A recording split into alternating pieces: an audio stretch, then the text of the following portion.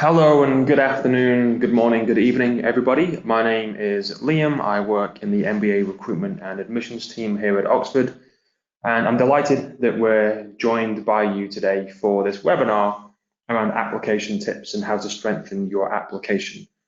Please, can I just ask a quick favor? If you can hear me okay, can you please go on and just in the questions box there, just go in and type a quick yes or no if you're having trouble, just so I can understand that we're getting through to everybody. Okay, there are some yeses coming through. Okay, perfect. Thank you very much for that. So we'll make a start.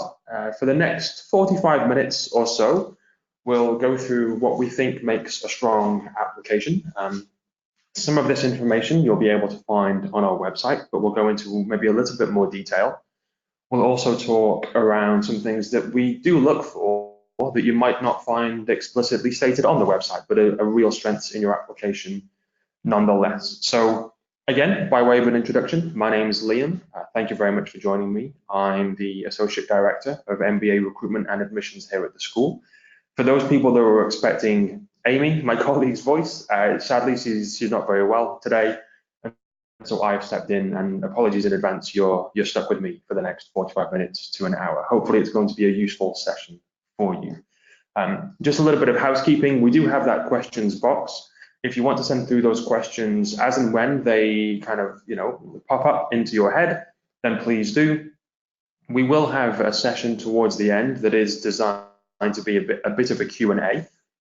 But if the question that you've come up with is relevant to the slide that we're on in that moment, then we'll try and address them as and when they come through. So please do feel free to send those questions through as soon as you have them.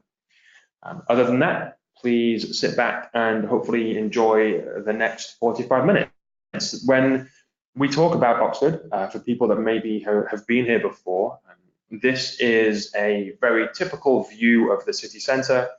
In this photo, you'll see essentially what is the wider university. There's a college in the centre of that picture. There's the Radcliffe Camera, that circular building in the foreground. Behind the Radcliffe Camera, there'll be the Sheldonian Theatre, where you matriculate and graduate from. Behind the Sheldonian Theatre is the Bodleian Library, one of our famous libraries here. So this is very typical, archetypal, authentic Oxford, and this will be half of your life if you're coming to us to do the MBA, because as a member of the MBA, you will have membership of one of the colleges of Oxford, and therefore full access to that wider university and everything that that institution brings with it. The other half of your life with us will be at the business school, and this is the business school. You can see here, slightly more modern building compared to some of the buildings in the previous photo. Your 9 to 5 working day will be here. You'll have a couple of lectures in that first semester, maybe one in the morning, one in the afternoon, some evening sessions that you can choose to go along to if you wish, but then you'll leave the department, the business school behind, and you'll go home and you'll socialize and maybe eat and sleep and join a society or a sports team in the college network. And we can talk a little bit about that a little bit later if people have any questions. But this is essentially where you'll be doing your degree. On this campus, on screen now, you can see just above reception, that's where our library is. The lecture theatres are here, faculty have their offices here. The careers team, the programs team that write the curriculum. There are some dining areas, there are some breakout areas where you can do some self-study or group study.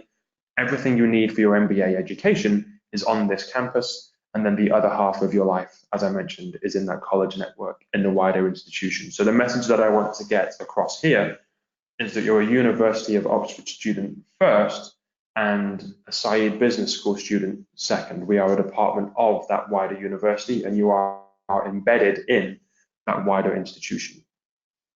So everybody is dialing in today, hopefully because they have some level of interest in maybe submitting an application, which we're hugely excited about, and we want to hear from anyone that has any questions about that.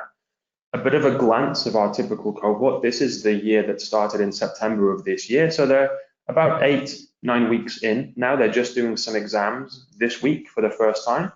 And so the school is a little bit quiet right now. My voice is probably echoing a little bit. You would normally hear much more student background noise if you were with us on a different week. The year has roughly 320 to 330 people in. in any given cohort, and that will fluctuate maybe by a few people here or there. This year we have 329, 64 nationalities, and a very diverse, in terms of internationally diverse cohort. And those numbers aren't unique to us. I think if you're looking at maybe other European MBAs, the level of nationalities, the percentage of international students will be roughly similar. What I would say here is that Oxford is very strong at attracting a level of diversity of thought too. So it's not just what country does that person come from, it's what work experience do they have, it's what ideas will they bring with them, so that if you're in a study group of maybe 6 people and you go around the table and ask people how they would approach the problem that we've set them, I strongly feel as though the level of diversity of experience here at Oxford is also something that's worth thinking about. There are some very strong schools out there that are incredibly strong in one particular area, maybe a finance or a consulting type school. And if you're thinking about that particular sector, they may be on your shortlist of where you might want to apply. But one of the things to possibly think about there is just, do those schools have a level of diversity in terms of different backgrounds, that if you're sitting around that table there and people are there because they know that school is strong at finance, would you have a range of viewpoints and a range of experiences of how you might approach that problem? Here at Oxford, I think you would. At other schools, those people might be a little bit homogenous in terms of their ideas, their outputs, what they've done in their previous history, and therefore how they would approach that problem and how they would solve it. So it's just something to think about when people talk about diversity. The statistic that often gets thrown out there is just, well, look how many countries we have and look how international our student base is. And while those things are very important, especially if you want to build a global network, it's also about diversity of thought. And I think that we do that particularly strongly here at Oxford.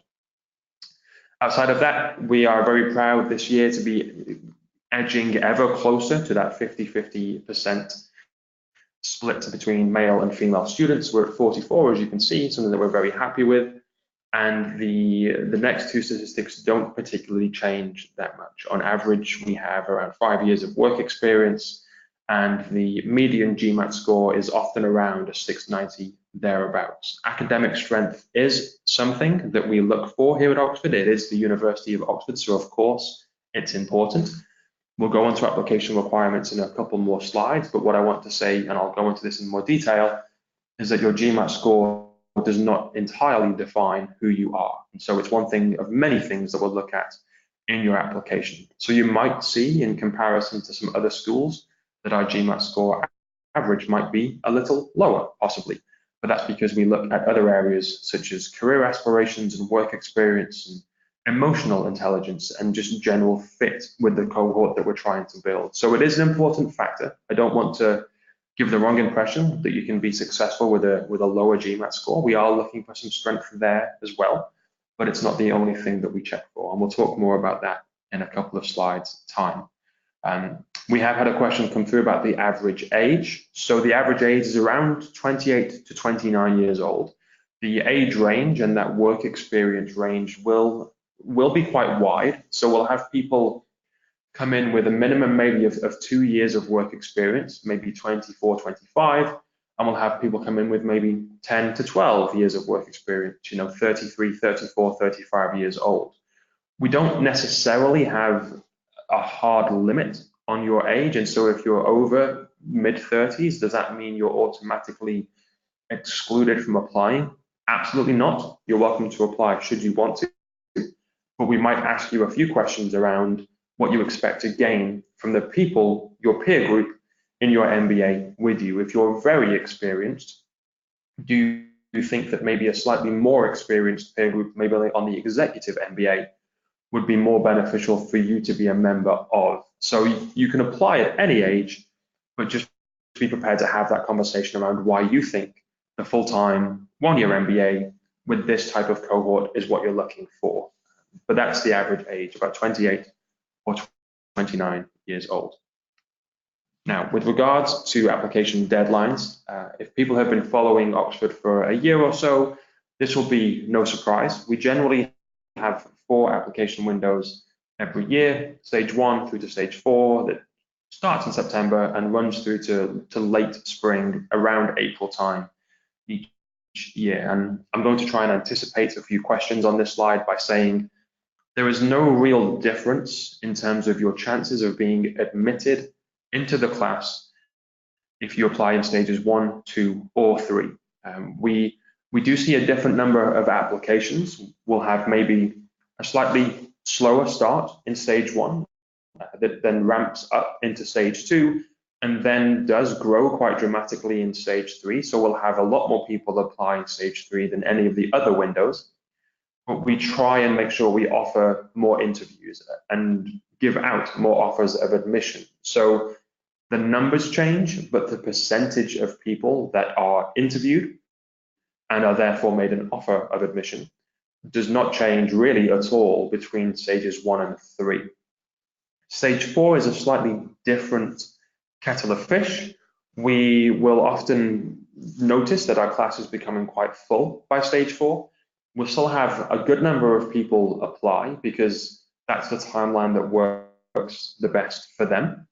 And so if that is in your mind, do I want to rush my application and get in for stage 3, or will stage 4 give me plenty more time to be able to think about refining my GMAT or my GRE score, or just making sure that my essays are completely what I want them to be, then it is worth taking that time.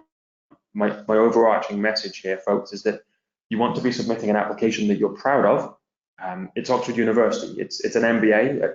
At any business school, your application obviously is a very important piece of work. You want to make sure that it's the right iteration of you that you want to show to the admissions committee. So if that means taking a few more months, then that is the right thing to do. Having said that, we might operate a wait list in the final stage. We will sometimes find that we have more people that we're really interested in than we have space for that's remaining in the class. And so we'll make some offers, and then we'll make offers on a waitlist basis, where if other people decide to not take their offer up, that space becomes free. The next person on the waitlist will get that space or get that offer of a space in turn. So stage 4 does see a little bit of a drop off in terms of the percentage of people being interviewed, the percentage of people being offered a place. But again, if that is the right window for you to apply in, please don't be too put off by that. We do keep space back because we know that we'll have some very strong candidates come through in that final stage. I just want to touch upon scholarships very quickly while we're on this page. We have 2 types of scholarships available. One, which we manage ourselves entirely here at the business school, and they are given out at every window. You don't have to apply early to get one of those. The other type of scholarship is kind of managed in partnership with another organization that's linked to the school. For example, we have a scholarship from the Skoll Center for Social Entrepreneurship that is looking at a particular type of profile to award that scholarship to. Those types of scholarships that we have in conjunction with another organization will often have a January deadline. And so you must apply to the MBA, to the program itself, by that January deadline of January the 10th, and include whatever essay the scholarship committee might ask for to be considered for those scholarships. So if you're thinking, well, is it January or is it April, and you're also aiming for one of those scholarships, then that decision is actually taken away. It has to be January. So if you're aiming for Skoll or maybe a Pershing Square scholarship or some of the other ones that expire in January, then your decision has been made for you and you'll need to apply in January.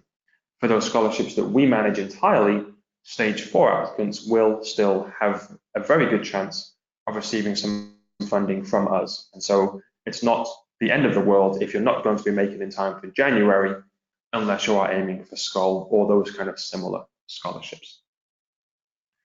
We've had a question come through around GMAT score and when do we need to have the score in time for stage 3. People that have taken the GMAT score will be aware that you get a score on the day, you get a test taker's copy.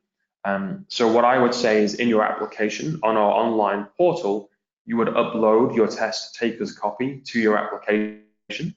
That needs to be uploaded on or before that deadline. So for January, for stage 3, again, it's the 10th of January.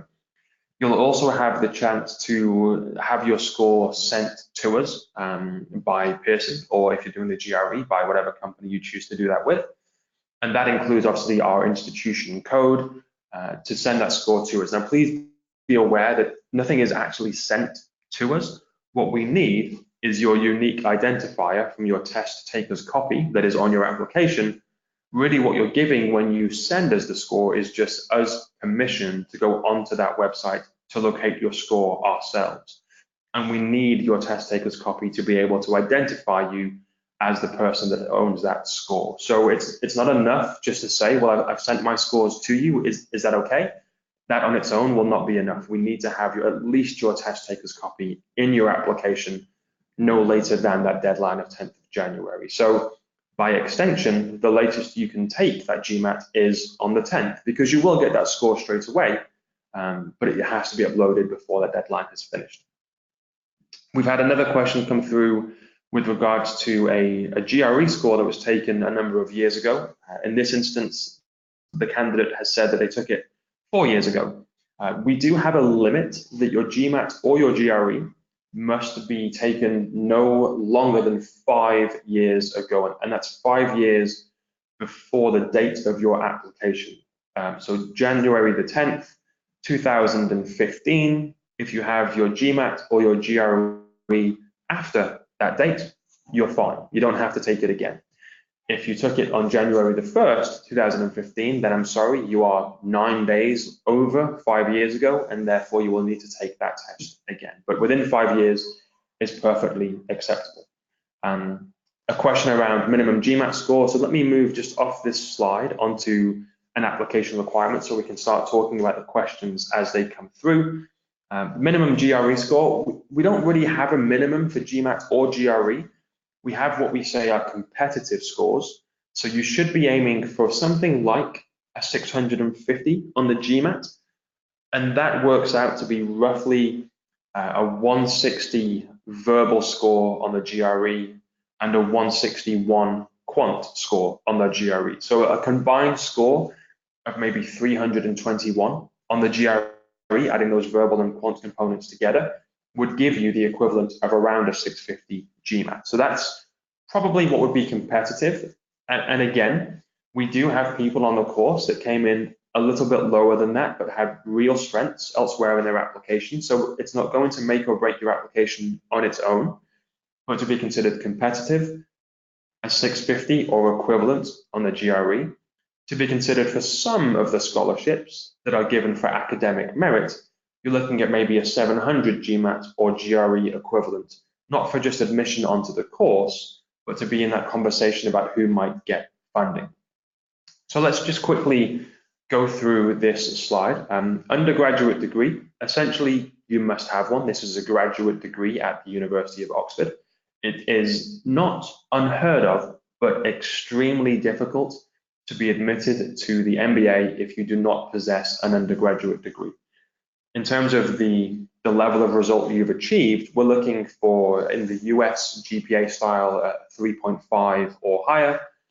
In the UK style, that's a 2-1, an upper class second degree. Again, and this goes for anything that is on this screen, folks. If you come in a little bit under and you think, oh, well, I don't have a 2-1, I have maybe a second class degree, a 2-2 or a 3.1 GPA or something that's a bit below what we've just talked about, please don't think that that automatically precludes you from applying. We will look at all of these things and use it as a sum of its parts, rather than looking at one individual thing that may or may not be at the level that we expect it to. So please feel encouraged to apply no matter what your degree performance was, because that could have been a number of years ago. You are probably quite a different person now, and your work experience, your professional experience is just as important as your undergraduate degree result from however many years ago you finished your university career. So moving on to professional experience, I would say the minimum we look for here is 2 years. The reason that we ask for that is really twofold. One, we want to see you have some progression through your career so far. And so that when we look at your career goals post MBA, that it makes sense with what you've done in your career added to a 1-year MBA with us, and those two things come to equal this post MBA career goal that you have on your application form. The other reason that we like to have some work experience is because the nature of the cohort, it's very collaborative in terms of discussions. There's lots of case studies and group work and debate in the classroom. And we like to have people to bring real life experience from their career so far to join in and engage in those debates. And so you're much more bringing your own ideas of what you've done in your career into that debate rather than sitting there and not really being able to contribute because your work experience is quite minimal. So they're the two reasons that we look for in those areas. We've had a question come through regarding freelance and volunteer work. Does that count towards the accepted work experience? As a general rule, I would say what we look for is full-time paid work experience, an internship during the summer of one of maybe your undergraduate degree years will not contribute towards that number of years of work experience. It could add a strength in your application elsewhere in terms of the skills it's given you, but won't count towards formally those years of work experience. Volunteer work, again, no. Freelance, if you've been paid for that work and it's taken a good chunk of your time up, or you've done it on top of a full-time role, then yes, we probably can include that. So there's no real hard and fast answer here to this question. We'll look at everybody's application in isolation and think about what kind of work experience are you bringing to the table, and can that qualify or does it not? We've had a question about the lack of international work experience, and is that a problem? And no, absolutely not. We'll talk a little bit about international exposure in terms of the things that we don't specifically ask for in a few slides' time. It is nice to see if you have some international exposure. You've worked overseas, you've studied overseas, maybe you work within an international office or within a chain of international offices. It's great to see it because, as you know, we're a very international cohort, and working with those different cultures will help you settle in straight away. But it's absolutely not going to hold you back if you don't have that. So please don't worry about that in any way at all. Just going back to undergraduate degree, this is a good question. So thank you, Jessica, for sending this through. If an applicant has a master's degree already, how much will the graduate GPA factor in, if at all? So it's not essential to have a graduate degree already. It is a nice thing to see, especially if it's in a related field to what you're looking to do with your career. We will definitely look at the performance that you were able to achieve in your master's degree, but really it's the undergraduate GPA that everyone has, because not everybody will have that master's, that we'll use as that main barometer of success. So we'll obviously consider it, we'll take it into consideration, but for the people that are listening that do not have a master's degree, please don't worry, it's certainly not something that will automatically give that person extra points in their application with regards to how well we view them as a potential candidate. With regards to GMAT or GRE, we have absolutely no preference here. We traditionally see more people take the GMAT. I think the split in the year that we've just started in September was about 75% GMAT, 25% GRE. That 25% is growing, and the GRE is becoming, I think, more popular.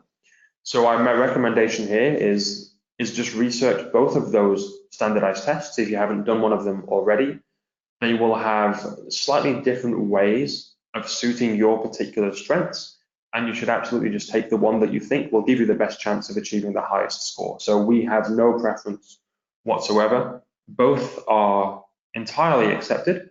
Both have to be within 5 years, as I've mentioned, and you have those competitive scores that I talked about on the previous slide. So aim for a 650 in the GMAT or a combined 321 thereabouts on the GRE. And again, please don't think that if you come out with something very impressive, like a 750 GMAT, that means you will automatically be given an interview. That is not necessarily the case. We have to look at everything else you bring to the table. Similarly, if you come in with a 550 or a 600 GMAT, yes, that might be a little bit of a weaker score, but you could have real strengths elsewhere. So please don't feel too disheartened if you do the GMAT or the GRE between now and January, and you think, well, I don't have time to take it again, but it's the best score that I can really achieve right now. Should I apply or not? I mean, that's a question that only you can really feel comfortable answering, but don't automatically think that you can't apply if you come in below those scores that I've said are competitive. References, we look for a couple of these. There's no requirement that one of them is your current employer or your current supervisor. That is not essential.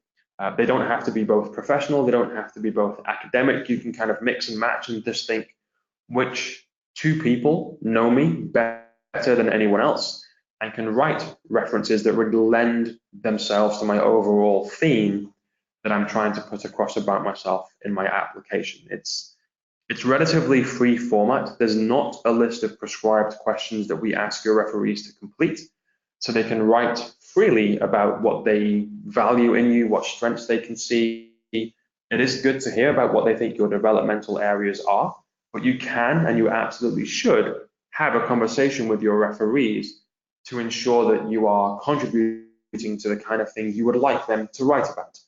Their words will be their own. They will write it, and you will probably never see their reference unless they happen to share it with you. It will come through to us automatically, but you can have a conversation with your referees about what you would like them to highlight or talk about in their reference. The one thing that I would add here is that January the 10th reference application submission date, where everything has to be submitted. Your referees can sometimes be very busy people and things will happen. So manage their expectations as well as you can with regards to that deadline. As soon as you enter their email addresses into our online application portal, the system will automatically overnight send them the reference request, and then your responsibilities kind of branch from there. So they will go off and write their references, while at the same time you're working on the bulk of your application, and then your responsibilities must be submitted by January the 10th, and the referees must submit their references also by January the 10th. Now, there can sometimes be a little bit of a grace period that we allow for things like references to come in. It's certainly no more than a few days after that deadline, and I definitely would not tell your referees that that grace period might be a possibility, because if you give them more time, they'll probably take it, and then they might miss that extra deadline on top of the normal deadline anyway. So manage their expectations that their reference has to be done no later than January the 10th, the same way that all of your combinations and submission materials have to be done by that same date as well. We've had a question about references and saying, what if the line manager who should send the email has left the company and the email cannot be sent from that work email? And this is a relatively common thing. We do ask for a professional email address from your referee so that we can kind of validate they are who they say they are and they work for who they say they do. It's quite common for referees to maybe be away from that role, maybe in between jobs, maybe starting a new role, maybe going into business for themselves and have more of a generic Gmail maybe address. That's okay. We will expect them to explain why they don't have a professional email address at the beginning of their reference that they submit. So again, manage their expectations that if you're providing a personal email address for them, they will need to tell us why they're not using a professional email address. We'll talk about the video assessment in another slide because there's a bit more detail we're going to go into. Essentially, this is quite new for us this year. It's the first time that we've done it. So we have a whole slide dedicated to what that looks like. We'll go through that in just a second. Supporting statement is just 250 words around essentially what you would like us to know about you that we can't find in your application or on your CV or your resume or in your answers elsewhere. So some people use this to address a GPA or undergraduate degree results that may have been disappointing for them and give us some reasons why. Some people use this essay to talk about the GMAT or the GRE and why they weren't happy with their score. That's okay. There's no right or wrong answer for the supporting statement. I would think it's quite nice to see a little bit about you as a person, you as an individual. So, you know, tell us about something that you're passionate about. Tell us about a hobby or an interest that you have. Talk about something that allows us to see you outside of what can sometimes be quite black and white application materials. You know, your GMAT score, your career experience, your undergraduate degree, these are quite headline statistics. Give us an insight into who you are and what drives you and what motivates you and what you're passionate about. And this is a really good way of doing that. We value personality and self-awareness and emotional intelligence just as much as your academic strength and your career plan. And so it's really about trying to find a way to jump off the page when we read about you and also make yourself unique. We have a number of people that apply with a similar kind of profile. And the more we can get to know you as an individual, I think the more chance of success you'll have when it comes to making a decision about whether to interview. If you can give us a glimpse of your personality before we have the chance to talk to you face to face or over a Skype interview, then that is always absolutely a good thing to do. So if you're thinking, well, what do I write? Just write about something that you're passionate about that gives us a glimpse as to who you are beneath those headline statistics of what's going to be on your application already. With regards to the English test, if English is not your native tongue, if you have not studied a degree level qualification at an English speaking institution where you are taught 100% in English, then there is a good chance you will need to do either the TOEFL or the IELTS or one of the other acceptable English language exams. This, again, if this applies to you, is something else that has to be submitted by the 10th of January or whatever deadline you're working towards. If you're looking to have to do that, then give yourself plenty of time to study and get the score that you need. And if you're looking for the minimum scores, you can find those on our website. We do have an overall score that we look for and a minimum score in each one of those reading, writing, speaking, and listening components. So make sure you're familiar with the kind of level of performance that we're looking for to ensure that this isn't an area that sometimes lets people down with regards to not quite making that minimum score. We can be a little bit flexible about that minimum score. I think of all the things that we have on this slide, the English language proficiency is one that we probably are most strict about, simply because obviously you have to understand what's happening in the classroom, you have to be able to contribute well to the classroom and speak and talk about your experiences.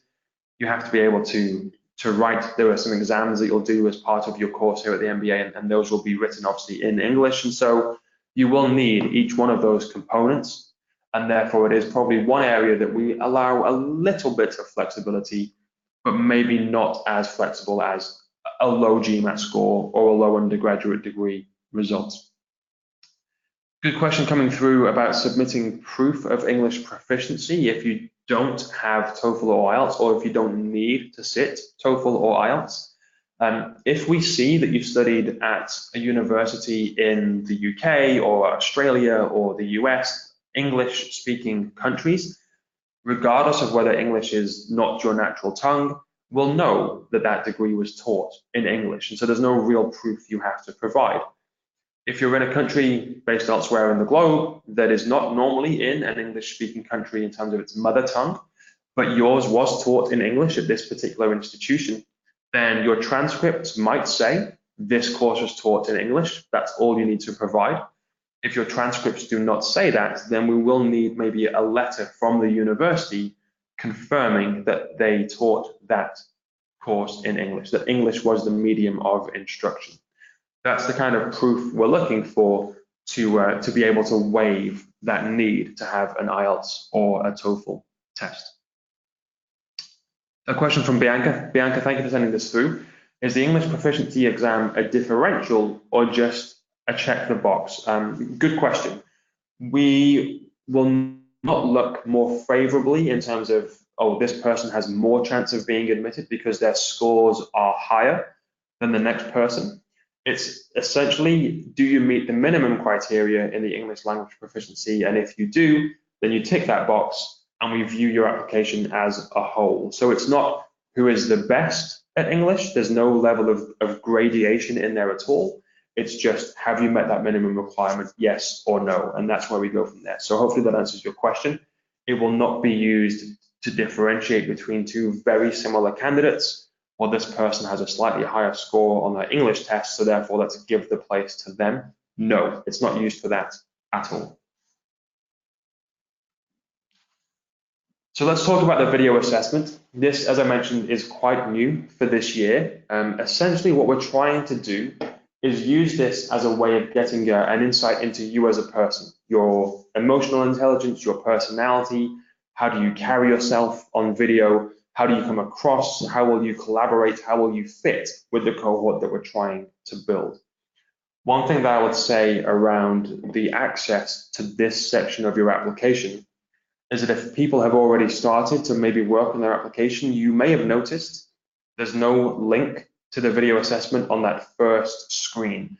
You'll have a checklist down the left-hand side of your screen, which will say things like you at work, talks about your work experience, post-MBA career plans, you tell us what your test scores are, you give us your personal information about demographics and date of birth and nationality, but there's no link to the video assessment because that comes after you submit that first bunch of information. So please be aware that when you click submit, there actually is another component still to do, which is this video assessment. You won't get access to it straight away. So leave yourself plenty of time between submitting that first section and the deadline to also submit these video questions. Now, there aren't many of them. There are only 5.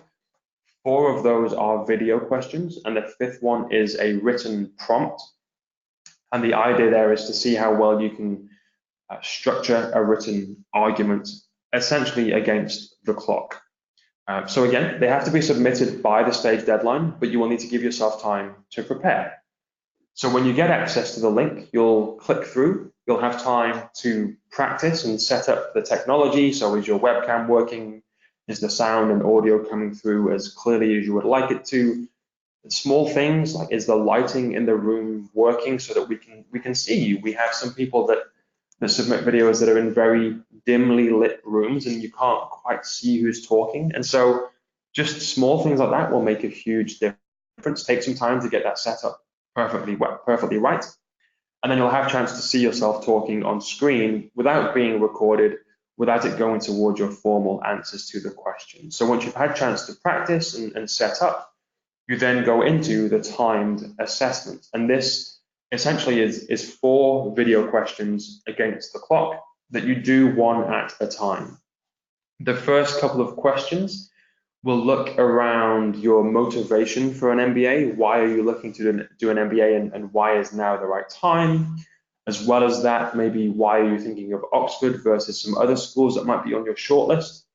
The 3rd and 4th questions are much more random and are designed to interrogate maybe your work experience so far, where we ask you to share a specific example of when you've done this particular thing. So a question that you might come across, I know this is not one of them on the list, so I'm happy to share this, might be, give me an example of a time when you've made a decision as a leader that you were sure was the right thing to do, but was unpopular with your team, your management structure, the client you were working for.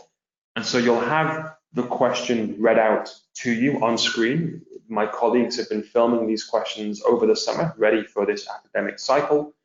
So you'll see the question appear on screen. You'll have maybe a minute to think about your answer. You're not being recorded at this time. That minute will count down on your screen, so you'll have a timer so you know when to expect. And then as soon as that timer runs out, we'll then start recording automatically, and you'll have another minute to record your answer. Now you can't stop, you can't pause, you can't have a second take. It is designed to be a one-take system. Please don't worry. People absolutely run out of time and get cut off mid-sentence. We see that a lot. People will make mistakes and stumble over their words, and this is all okay. We're not expecting it to be completely polished and refined and absolutely utmost professional. We just want to see how you come across. If you do stumble over your words, how do you face that adversity and try and recover? If you do lose your way a little bit, how do you come back from that? So again, there's no real right or wrong answer. It really is coming around that whole, how do you look? How do you come across? How do you fit with the cohort? How confident are you? Do you have a level of emotional intelligence that we're looking for? And this is not designed to replace the interview in any way at all. It is just another component that we use in your application. Because it's quite new, we're not weighting this very heavily right now. If you have a very strong application and then you just happen to be a real mess on the videos and you mess it up badly, it's not going to get in the way of you being interviewed. Similarly, if you have a slightly weaker application, but you perform very strongly on the videos, on its own, probably that won't be enough for you to be interviewed. So it is just another facet of what we look for when it comes to you as an individual. It gives us a glimpse into what lies beneath those black and white submission materials that I talked about on the previous slide. The fifth question, as I've mentioned, is a written prompt. I've had a question come through. Thank you, Saeed. There's no minimum word count, but what we do look for is a range. So I think the question says, in 250 to 500 words, please answer this question. And this question is very left field. It's not business related. It's not MBA related. It is designed to get you thinking a little bit more creatively so that we can see, again, how you structure that argument in written form and how you can think kind of on the spot. You will have time to prepare again. You'll have much more time to write. It's not going to be just a minute. You'll have 5-10 minutes to write this answer, but it is going to be something that you don't have much chance to practice because you don't get access to it until you're ready to write your answer. We don't necessarily have to agree with your content, with your answer. It's not about whether we think you're right or wrong, just how well you structure your response in the written form. Jessica, thank you for your question. How much time are we allotted for practicing the video questions? The first two questions, why an MBA, why now, you'll have about 1.5 minutes to practice without being recorded, and then another 1.5 minutes to answer and be recorded. And then questions 3 and 4, you have a little less time, 1 minute to practice and 1 minute to record. Now, what I would say here, folks, is that you don't have to do questions 1 through 4 in one sitting.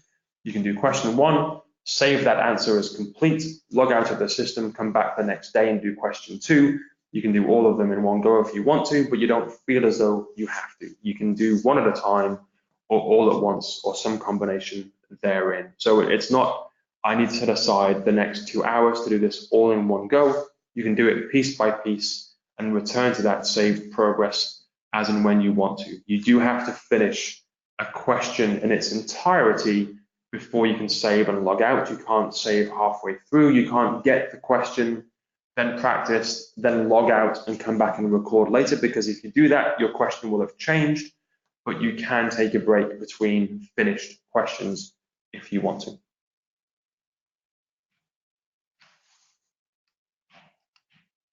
With regards to the things that we look for that you won't find on the application requirements slide, but that we still think are very valuable, this flowchart talks about those headline things that we do think are good to see in a candidate. And some of them will come across naturally. So leadership, you can obviously demonstrate that in either your progression through your career.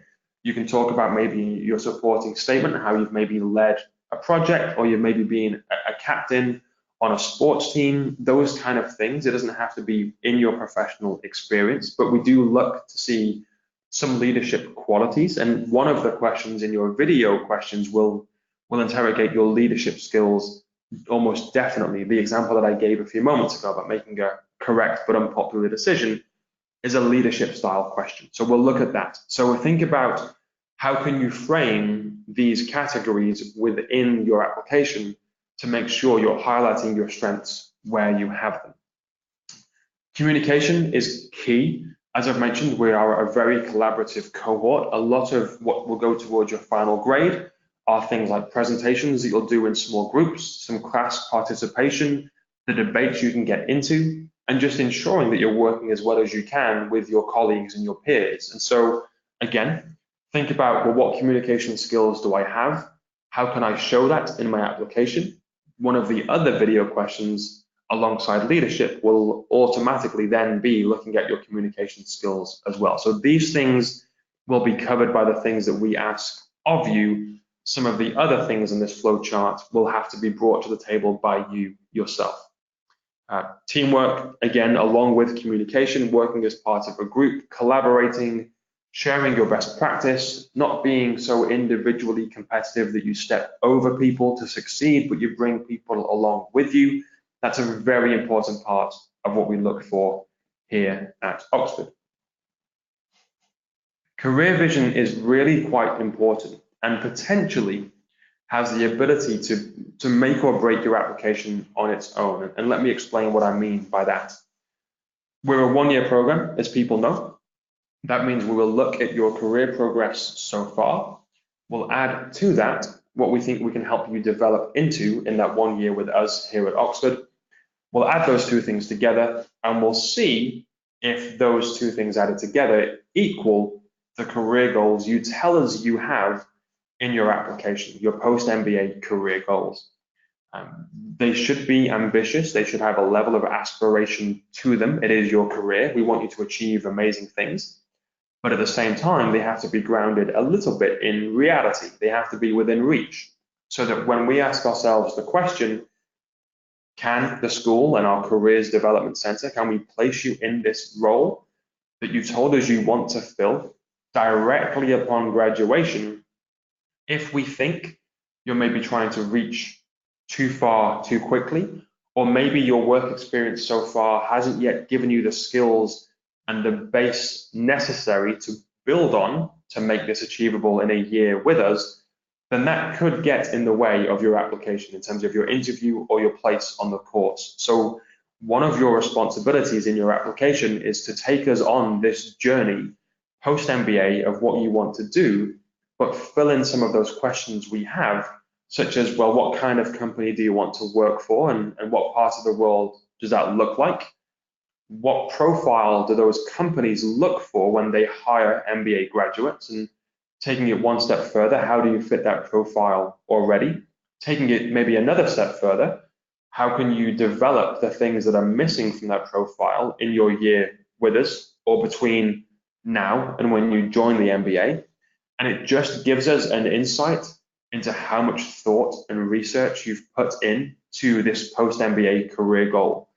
Please don't fall into the trap that some people do when applying to business school, any business school, and think, well, I'll graduate with the MBA and then my career will just be waiting for me because I now have an MBA. And that's obviously not quite what happens. The careers piece is absolutely a two-way street. The careers team will do everything it can to get you the role that you want and that you deserve, but you fundamentally need to meet them halfway. Engage with that careers team as early as you can in your career with us in that 1 year. If you change your mind or change your focus, let them know they are acting on your behalf and making sure that those opportunities are there for you to take. So it's very important, and the most successful people will come with a plan and engage the careers team in that plan very early on in that year. And that comes back to awareness, that final heading there, in terms of knowing what your development areas are, having the confidence to tell us what you're strong at, but also having the courage and the maturity to tell us, actually, I need to work on this because this is currently missing. That level of self-awareness is very important in your application. So think about how these things resonate with you. Think about how you can help highlight and demonstrate these areas in your application. If your career plan is a little bit too ambitious, no GMAT score above 700 potentially will save you from us thinking that it's too much of a risk to take you on in the MBA, because we will struggle to find a job that you think you're aiming for, and that isn't good for you as an individual. And selfishly, it's not good for us as a business school to have alumni that are graduating that are struggling to find work. So we will ask ourselves that question with every applicant that we see: does this career plan make sense? And that is your responsibility to make sure that it does when we ask ourselves that question. Just in terms of next steps, obviously people will be maybe at different levels or different parts of their path into possibly submitting an application to us. If you haven't already, go onto our website, download a brochure. If you happen to be in Oxford anytime over the next few weeks, on that same page, you'll see a campus visit request form. Come in and see us. Give us a few days notice so that we can arrange some events, but come and have a tour of the campus and come and see us if you're in town. Connect with our team. We have, obviously myself, I'll go back to the initial slide in a moment. There was a general recruitment and admissions email address you can use to get in touch. Please use that. We don't really offer a formal CV review, but if you want to have a conversation maybe with an advisor or recruitment and admissions manager that works in your area, then we can definitely set up a conversation either via email or via Skype, or if you happen to come and see us in person. It's really important if you have the chance, and we can help you with this a little bit, to connect with current students and alumni, specifically if you're looking to speak to somebody who's maybe followed a path that you're looking to take yourself. So maybe they're a year or two out of the school, they've gone on to get their first couple of jobs, they've maybe transitioned from a geography into Oxford to then move somewhere else, or they've transitioned from one sector to another, and that's kind of what you're looking to do yourself. So get in touch. And if you have a particular type of profile of person you want to talk to, either geographically or in terms of sector, we can definitely help you connect with those people. The GMAT or the GRE is absolutely the thing that will take most of your time with regards to preparation. And some people will be very strong in this area and will go into the GMAT for the first time with minimal preparation and come out with a very strong score. Other people will require a significant number of hours of prep and study to get the score that they're happy with, and everyone is a little bit different here. So whatever works best for you, make sure you've given yourself enough time to be able to get the score that you think is representative of your ability. We do have formal open days here at the school.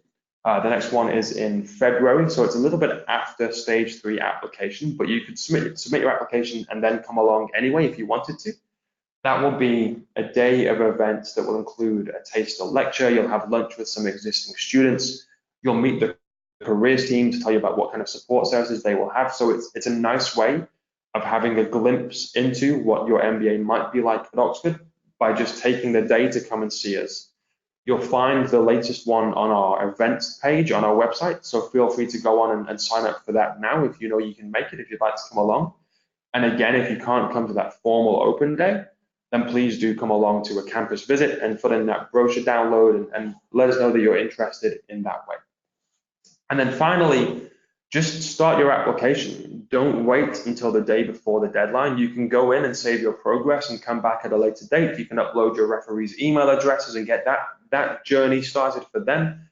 You can do it bit by bit, as much or as little as you want to, provided that it's all submitted by that January the 10th deadline or whichever deadline you are aiming for. Please don't think you have to wait until you have everything in one place to upload and answer those questions all in the same day. That can be a big piece of work, and I think doing it bit by bit is probably the best way to approach that. With regards to slides that I wanted to share with you, that essentially is the end of the presentation. I'm just going to mute the microphone for a few moments while I wait for some questions to come through. I think I've gotten to most of the ones that came through as we were talking, but if we haven't gotten to your question yet, please do send it through again. If you have new questions that have come up, please do send those through, and I'll come back in just a couple of moments to take some time to make sure we get through all of them before the end of the session. So thank you for your attention so far. If you do have to sign off, please don't worry. This is being recorded, and by registering today, you'll have an email in the next few days with a link to listen to the recording if you want to. So if you're going to miss the questions that are coming through now, you will have access to listen to those a little bit later on. So let me mute the microphone. I'll be back with you in just a few short moments, and thank you for your time so far.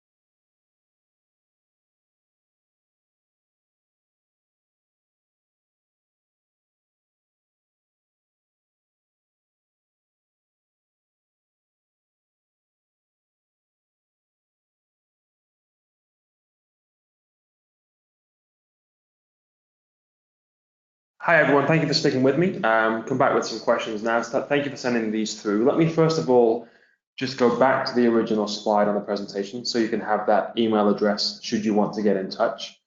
We've had a few questions come through about the best way to contact alumni. What I would do, first of all, we have a Side Business School page on LinkedIn that allows you to view alumni and then search and filter for location, for the company you're looking for people to work for. So that might be your first port of call. If you struggle to find people that you think fit the profile you're looking for, then do get in touch and we'll see if we can offer any kind of support. But LinkedIn probably is your first place of reference to go and find the people that you might want to talk to. The alumni group is very engaged. If you were to connect with them on LinkedIn or send them a message and talk about your interest in the school and ask them politely if they have some time to chat, they will almost always make time for you. But do let us know if you have any difficulties on that email address you can see on the screen. We've had some questions come through. There's not a huge link between them, so they might be a little bit kind of all over the place. Thank you. There's nothing wrong with that, but just forgive me if I'm starting to jump around a little bit based on the order of the slides we had before. So let's take this one. Katie, thank you. Hello. Do you have a particular stance on applicants who have taken a professional sabbatical for a limited amount of time? We don't have a stance on it. It's very common. We have, as we know, an average age of about 28, 29. And so because of that, life events have happened. We have some people that are taking time out to care for elderly relatives. We have people taking time out to start a family. We have people taking time out to take a career break for any other reason. And so it's certainly not uncommon for that to happen. It's good to address, just to let us know maybe the reasons behind it, what you were doing in that time away from professional work experience. Possibly you could use your supporting statement around that if you felt it was suitable. Don't feel as though you have to come from a defensive point of view, and this goes to your entire application. You shouldn't really be apologizing for anything. Your application is your way of championing yourself and promoting yourself, and so talk about everything in positive terms, but talk about it nonetheless. It's not going to be a disadvantage in any way at all if you have a career break. Really not a problem whatsoever. But if you feel as though you want to address it, maybe that supporting statement is the place to do that. We've had a question around this person's undergraduate degree and institution scoring things slightly differently in terms of a GPA. The scoring system isn't out of a traditional 4 or 5. It might be out of a 10, or sometimes it's out of an 8. Please don't worry. We don't expect you to convert your results into the US style or the UK style degree performance indicators. We will do that for you. Just upload your transcripts. We'll look at the institution that you studied at, and we'll have the experience to be able to know what that equates to in the styles that we advertise, that we ask for. That is not your responsibility. That is absolutely down to us to do. A general question around people that don't have a traditional background, and I think this person means a traditional business background. So forgive me if I'm wrong, but I think that's what you're talking about.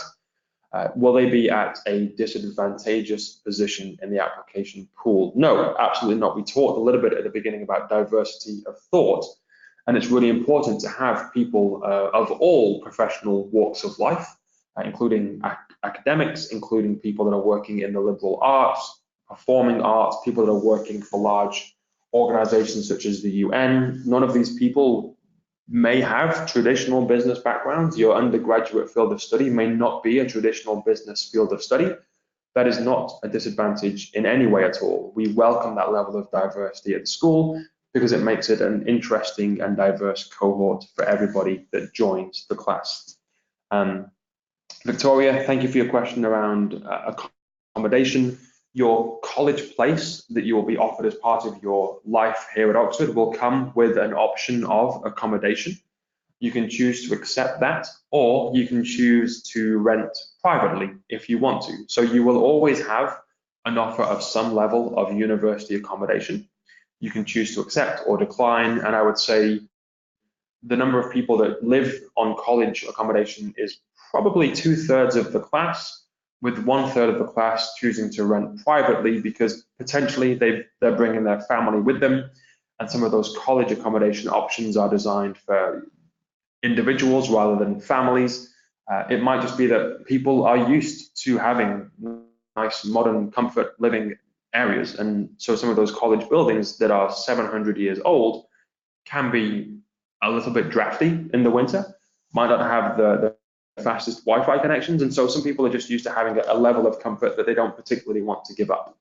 I would say living in your college is the most authentic Oxford experience you can have. Living outside of that college in your own accommodation means you'll still be a member of the college, but you won't maybe feel as connected to that college network. It's down entirely to personal preference, but you will have the option of college accommodation, which you can then choose to accept or not, as you would like to. With regards to your question, Zoe, about 1+1 application, we do have a 1+1 webinar that we can send you a link to, and we'll be doing one again relatively soon. We don't really have time to go into the application process on this webinar because we are running out of time a little bit, but I do want to address your question. So if you can possibly drop me an email at that Oxford MBA email address, just address it to Liam, and we'll get some time together where we can talk about the 1+1 application process specifically. And that goes to anybody who is considering the 1+1. It is a slightly different process for that program, and so it would be useful to take some time to answer your questions about that. So please do get in touch, and I can let you know when the next 1+1 webinar specifically is happening. Folks, I'm really sorry. We've run out of time. Hopefully I've got to as many questions as I possibly could. Please do email that email address that we've had on the screen here for you. If we have things that we haven't quite approached or addressed, get in touch at any time over the next few weeks and months, depending on when you're looking to apply. Our doors are always open. We'll always try and get back to you within a very quick timeline if we can, if schedules allow. We'll often be traveling in the areas that you're currently living in, so look out on that events page for people to come and see face to face. It's nice to get to know you a little bit better. So reach out at any time that you can. Thank you very much for all of your company and your sensible questions. I'm sorry that we couldn't get through all of them, but please do keep in contact and reach out for anything should you have any questions over the next few weeks. Thank you and goodbye, and hopefully we'll see your application very soon.